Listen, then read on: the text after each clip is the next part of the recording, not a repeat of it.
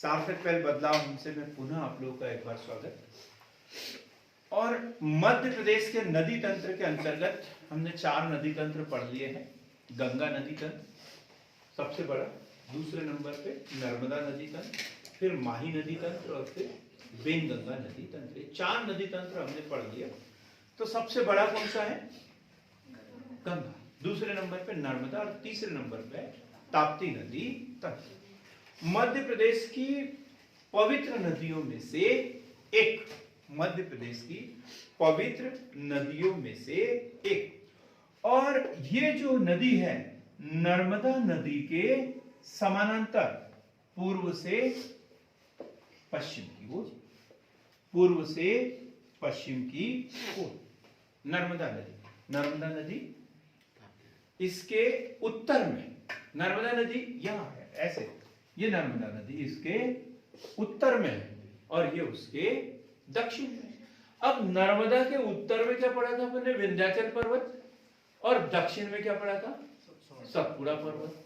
तो ताप्ती नदी के उत्तर में सतपुड़ा पर्वत से, क्योंकि ये भी भ्रंश घाटी में से बहती है और ये भी भ्रंश घाटी। भ्रंश घाटी बोला तो दोनों इधर पहाड़ होना चाहिए, पर्वत होना चाहिए। तो इसके उत्तर में विंध्याचल और दक्षिण में सतपुड़ा, इसके दक्षिण उत्तर में सतपुड़ा, सतपुड़ा है ना। और दक्षिण में इसकी छोटी छोटी ढेर सारी पर्वत श्रृंखलाएं हम पढ़ेंगे। ठीक, लिखेंगे हम। ताप्ती नदी तंत्र उद्गम कहां से होता है इसका? मुल्ताई।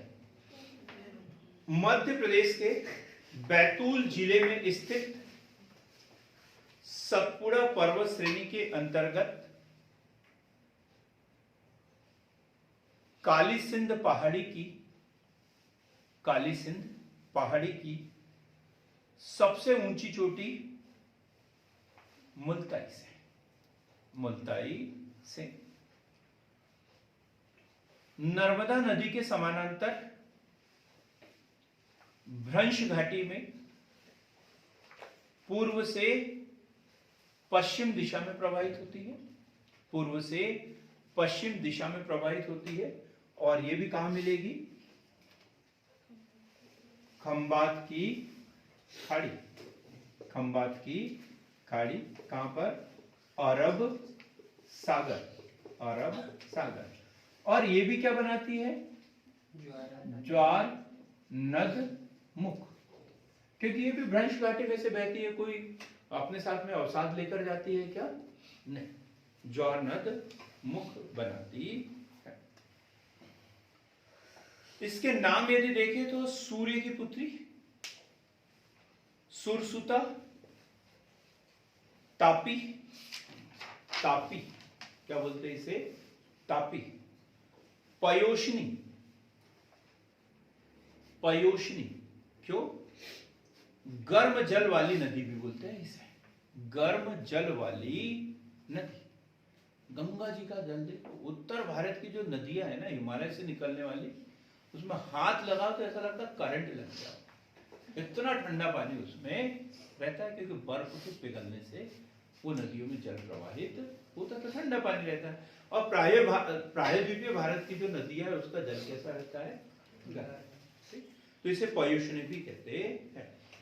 कुल लंबाई कितनी है इसकी? 724। कुल लंबाई 1 किलोमीटर के घर से नाप लिया था अपन ने, कितना? 724 किलोमीटर। 724 किलोमीटर। और वो होते हैं जेसीबी वाले, वो ऐसे ही करते हैं। उसको बोलो कि भाई कितने घंटे काम किया, तो वो अपने घर से नापते हैं कि घर से ले जाने का, खेत में ले जाकर 1.5 घंटा लग गया तो 1.5 घंटे भले काम करे ना करे, 1.5 घंटा जाने का और 1.5 घंटा आने का उनको देना ही है, 3 घंटे के। और खेत में 1 आध घंटा काम करा लेता, तो ऐसे ही आपने नाप लिया 1 किलोमीटर ज्यादा। तो कुल लंबाई कितनी है? 724 किलोमीटर। इसमें मध्य प्रदेश में कितनी बहती है ये? 279 किलोमीटर। कितने लोगों को याद था? ताप्ती नदी मध्य प्रदेश में कितनी बहती है? 279 किलोमीटर। महाराष्ट्र में कितनी बहती है? 270। महाराष्ट्र में 270 किलोमीटर। बची कुची कहां? रात में, गुजरात में। और कितना? 175, 175 किलोमीटर। सोचने वाली बात है, हम ये नदियों को सिर्फ मध्य प्रदेश और गुजरात के नाम से ही जानते हैं। और कहाँ बह रही है सबसे ज्यादा? मतलब सबसे ज्यादा तो मध्य प्रदेश में ही है, लेकिन उसके बाद में कहाँ? महाराष्ट्र में 270 किलोमीटर ये प्रवाहित होती है। अपवाह क्षेत्र 64,874। अपवाह क्षेत्र 64,874, 64,874 वर्ग किलोमीटर।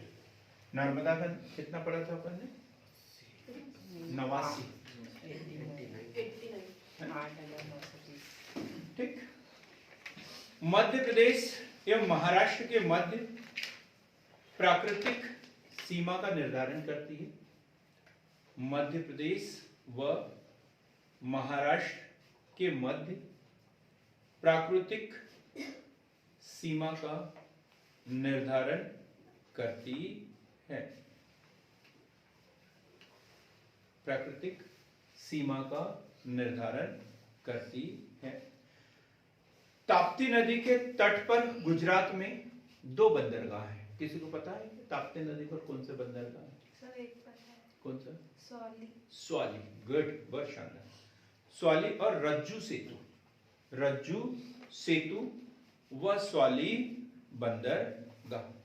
स्वाली बंदरगाह। कौन सी नदियां हैं इसकी सहायक नदियां? पूर्णा, पूर्णा,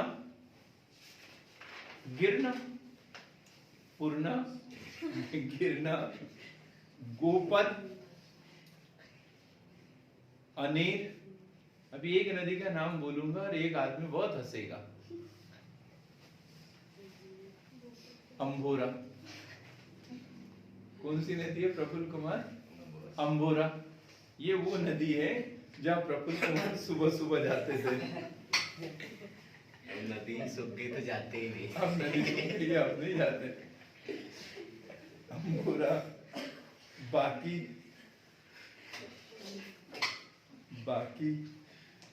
बुराई। सर ये और नदी है क्या? बुराई नहीं, बुराई। बाकी बुराई। तीतूर, तीतूर, ऊतावली, कालीभीत आदि प्रमुख नदियां हैं। ये इसकी सहायक नदियां कौन सी? पूर्णा, गिरना, गोपद, अनेर, अंबोरा, बाकी, बुराई, तीतूर, ऊतावली और कालीभीत। ये इसकी प्रमुख सहायक नदियां हैं। अब हम देखते हैं ये खंबात की खाड़ी तक तो देख लिया हमने, और इसकी प्रमुख खासियत देखते हैं।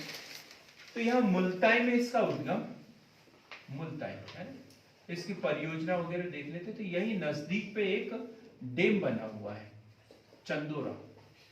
कौन सा? चंदोरा जलाशय। जहां उद्गम होता है वहीं पर चंदोरा जलाशय, उसके नीचे चंदोरा जलाशय। उसके नीचे हम आते हैं तो ये बहुत बड़ा जलाशय अभी बना है, वह पारसडो।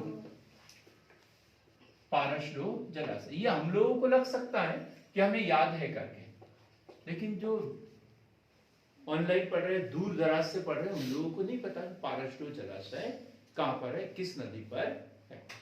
तो पारसडो जलाशय। इसके बाद में एक इधर से नदी आती है, सुक्ता नदी। सुक्ता नदी, ये भी इसकी सहायक नदी। फिर इसके बाद आगे महाराष्ट्र में पहुंच जाएगी। कहां पर? भूसावल।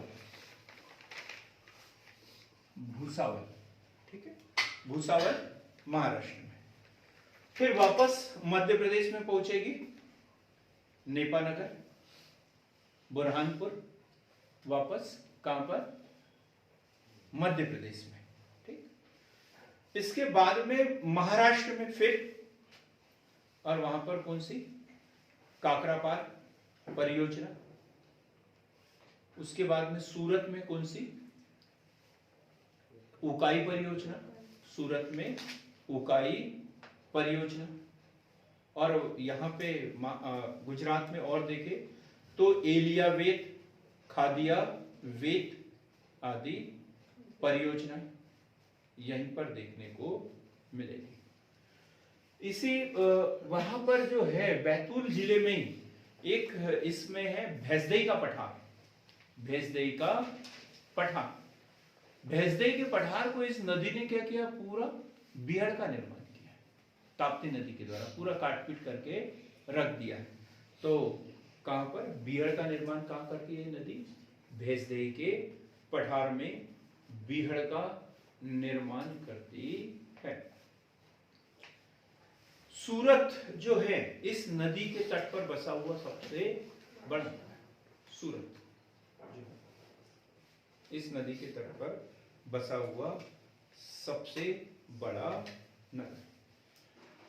तो मित्रों, आज हमने देखा कौन सी नदी, सूर्यपुत्री ताप्ती, जिसका जो उद्गम हुआ है मध्य प्रदेश के बैतूल जिले के मुल्ताई। महादेव पठार भी कहीं मिलेगा, कहीं काली सिंध पहाड़ी के नाम से भी इसे जाना गया है। मुल्ताई जो मध्य प्रदेश के बैतूल जिले में है। यहां पर एक नया जलाशय बना है, अभी निर्माणाधीन है, बना हुआ है। कौन सा, पारसडू, पारसडू जो कि बैतूल जिले में है। उकाई परियोजना है, ये कहां पर, गुजरात के सूरत में है। तो ऐसी नई नई जानकारियों के लिए हमारे साथ में बने रहिए। हमारे चैनल को लाइक कीजिए, शेयर कीजिए, सब्सक्राइब कीजिए। बहुत बहुत धन्यवाद।